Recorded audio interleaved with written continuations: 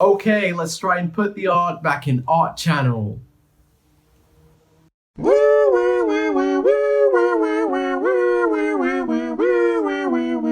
That's me. Hi everyone and welcome back to my YouTube art channel. I'm back. Today I'll be showing you some of the work I've been doing. It hasn't yet become official when I'm supposed to present this work publicly, so I guess you're gonna be the first ones to see it. Without any further ado, let's just get straight into it. For those who haven't noticed yet, yes, I am using a green screen, or at least something that looks like it. I'm pretty sure this is not gonna work, so I'm just gonna tell you now that it might not work. Today I'm gonna be discussing the news story that I'm interested in. As you know, most of my residency here at home was based on fables. For those who don't know, just follow the link in the description below to watch my first video, my first vlog on my home residency. I was discussing fables. I was making a lot of work related to fables. I did the Puss in Boots. I did the jackal who wanted to eat the war drum. And today I'm bringing you the town mouse and the country mouse. Now, to present this story to you, I actually made a PowerPoint, hence the green screen, which I hope is working. So let's just jump straight into my fabulous PowerPoint.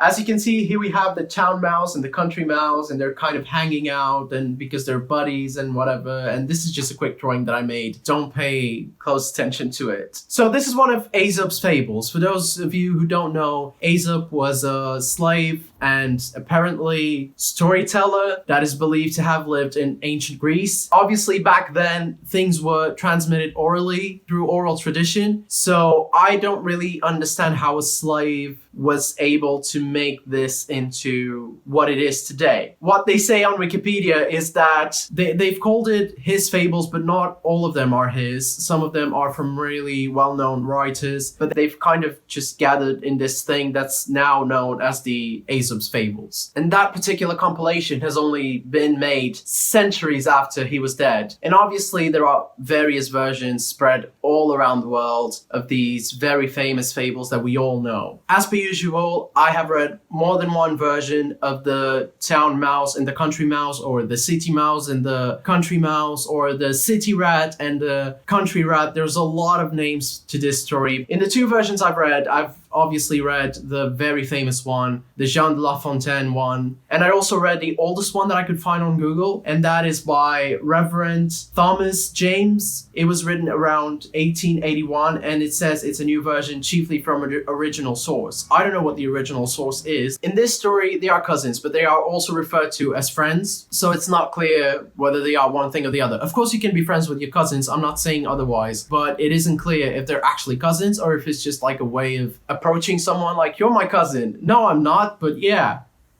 The country mouse invites the town mouse for a meal in his house, and he tries to bring out everything he's got good to give. There's a lot of vegetables and everything that grows in the countryside, obviously. And the town mouse was completely appalled by how the country mouse lived and what he was eating, because it wasn't a lot. Obviously, you need to trace this back to when living in the countryside wasn't properly wealthy. So he invited his cousin from the countryside for a dinner in the town. His house is described as being a great house with crimson red velvet couches and everything that's wealthy and luxurious. Obviously, it's not his house, it's someone else's house. They eat the remains of a splendid banquet, so they eat everything that's good for rats, of course, and for mice. While they are eating, all of a sudden, a group of revelers just comes into the house, and the mice are forced to hide. When they are hiding, the country mouse manages somehow to escape. Now, for the La Fontaine version of it, which is a bit shorter than this one, it's not mentioned if they are cousins or friends or whatever. They're just two mice that know each other. Actually, they're two rats, because in the La Fontaine version, he calls them rats, which is a bit more rough. And again, there's an invitation for a meal, but this time, the first one to ask is the town rat, and he invites the country rat to his house, again, which is filled with wealth and luxurious things. They eat everything that's good, but again, Again, all of a sudden they are interrupted by noises of people, of dogs, of the city. The city is a really loud place. Again, they both hide and the country mouse decides to leave. But upon leaving, he invites his friend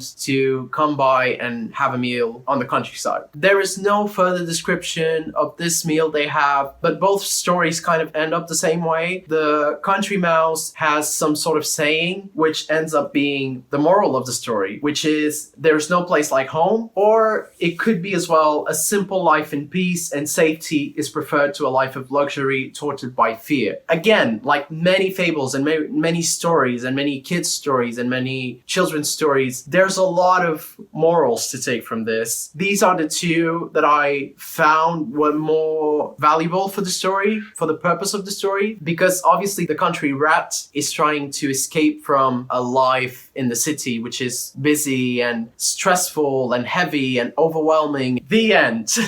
This was my presentation. Obviously, I was just telling you about the story. Now I'm going to tell you why I was telling you about the story. Some months ago, I was invited for an exhibition, which is hopefully happening. Some things got delayed because they're still waiting on some work to arrive. For this opportunity, I decided that I could revive this concept of fables that I had thought about during my residency. And I thought about this particular story because the theme for the exhibition is ecology and eco-friendly and everything that's good for the environment. So I decided that for this exhibition, since they don't have space for both rats, I would do the city rat. The city rat has got a life of luxury and a life where you should feel happy, but it's quite an overwhelming life where you have to hide at every moment. You can't really be yourself. You can't be comfortable. And I truly think that's what cities are becoming. That's what real life is actually becoming. It's just an overwhelming thing where you don't really know where to go, what to do next, but everything just needs to keep moving. And you feel like if you stop, you're just not being productive, like many of us say, including me. Being productive doesn't mean always being in the cusp of something. Being productive means taking care of yourself, relaxing, enjoy yourself. Also work, of course, but work is not life. And luxury is not life. And wealth is not life. Life is a bunch of things that come together and make you happy. Life is about exactly that. Trying to make yourself happy, not by material assets or by fake happiness. It's about trying hard to achieve real happiness and trying to understand what that is.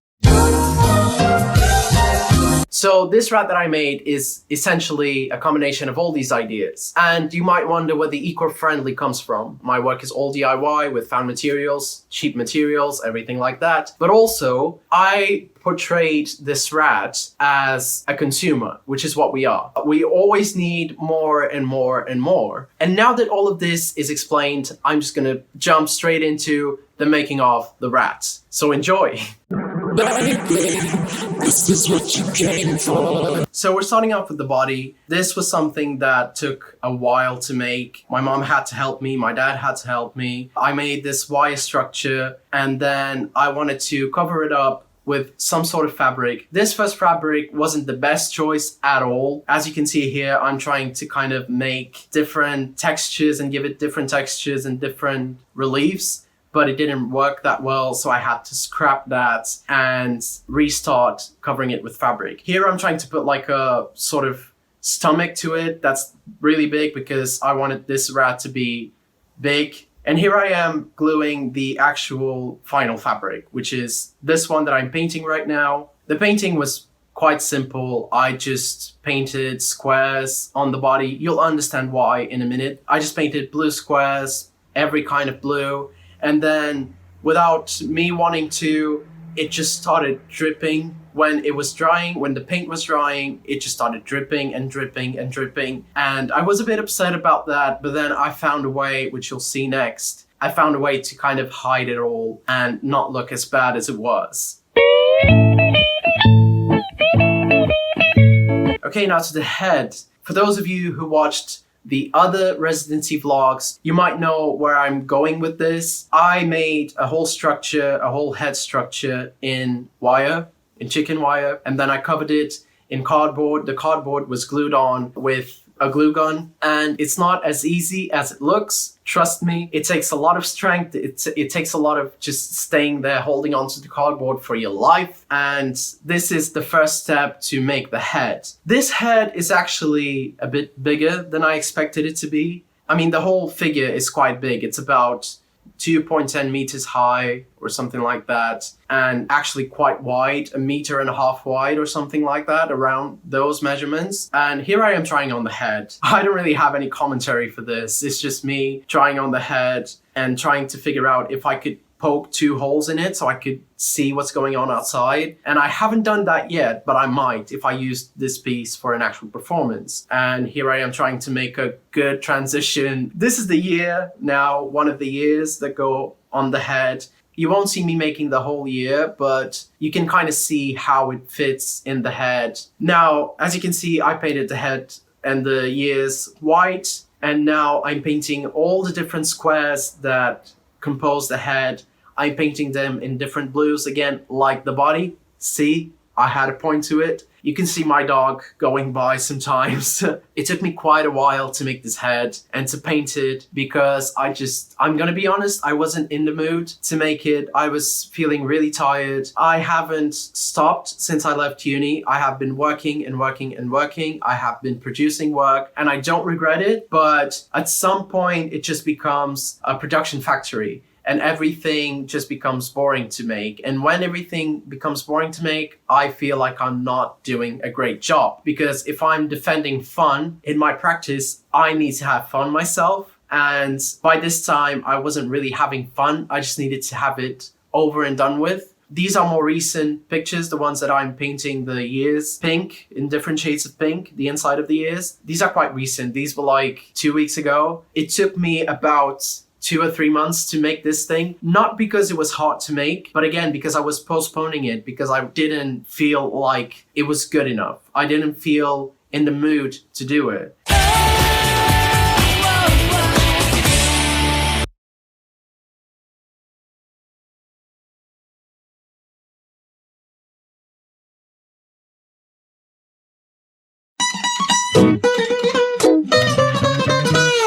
As you can see, we're missing the shoes. Here I am trying to pretend I don't know what a shoe is with my flip-flop.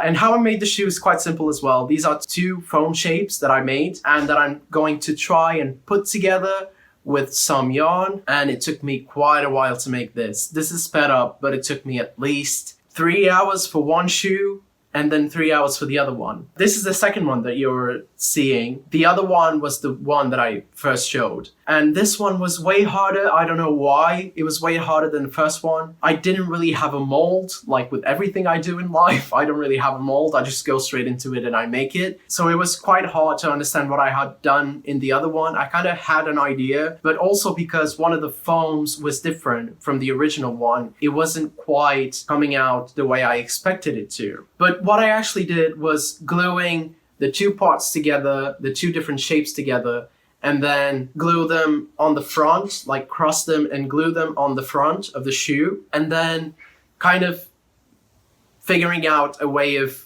pretending there's a shoelace. This is me just trying to figure out how I'm gonna sew this into foam, which is not that easy. It's not as easy as it looks again. I'm sorry the image is not the best. Like I wasn't sure how to position the camera to get the best perspective of what I was doing. I'm about to finish the shoe. As you can see, I made a sort of cut in the back so I could put the shoe together as a thing that goes like this instead of a thing that's wide open and I can't fit my foot without it sliding. Here I am cutting 2 openings here on the sides so I can put the shoe together as a whole proper shoe. To put these together, the bottom of the shoe and the top of the shoe together, I had to kind of crisscross with the yarn. It was something that I kind of discovered by making, not by knowing what I was doing. I was just making it and then I don't know, something came out of it and I thought it worked, so I did it. You can't see me finishing the shoe because it was too hard to record, but here I am wearing the shoes.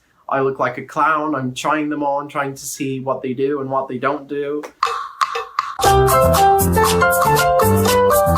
Now for the closing part. I wanted this rat to have a lot of layers to show the consumerism and how we buy a lot of clothes. The ideal performance for this rat would be to have him surrounded by food and luxurious stuff and couches and everything that's been described in each story, but because I don't have space for that in the exhibition, as I told you, I've only got space for one piece. This is the thing that I could come up with that kind of shows how wealthy he is. I first tried the idea of a coat or a vest, but then I thought this was way more interesting visually and less human-like, so more cartoon-like. I put some pants on it. They look like a watermelon.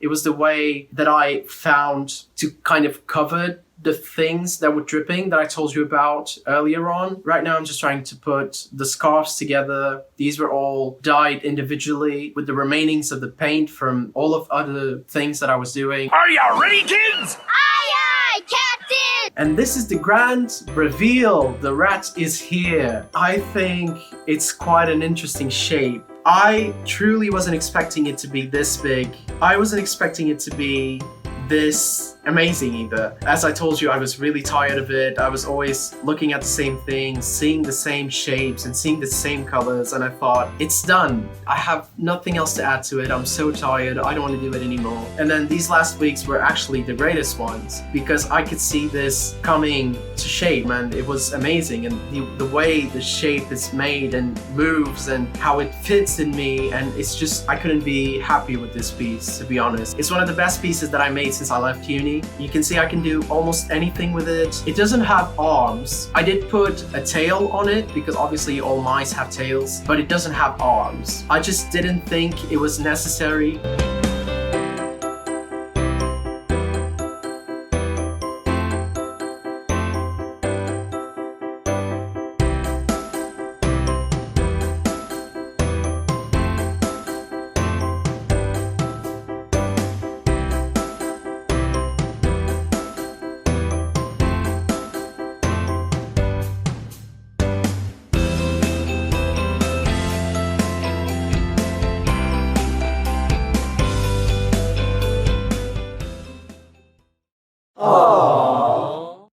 Since I have my green screen here, I'm just gonna put a photo of my dog so you can drool over it while I say my final goodbyes. Thank you so much to anyone who watched the video. I hope you enjoyed it. I'm happy that I'm bringing new work into the channel instead of just stupid things like challenges and games, which are important as well. I don't want to make this a really serious channel where I only discuss art. I hope you are happy with the final result. If you do have any comments or anything about the final piece, if you think something could be improved, or if you just want to say that it's a good piece, just let me know on the comments below. Please subscribe if you haven't already. Leave a like on the video if you actually liked it. It means a lot to me. I'll be posting some photos and videos of the process and the behind the scenes on my Instagram this week, so follow me on there. And without nothing else to add, be happy, keep creating, and keep your hopes up because you never know when things might happen. Bye guys.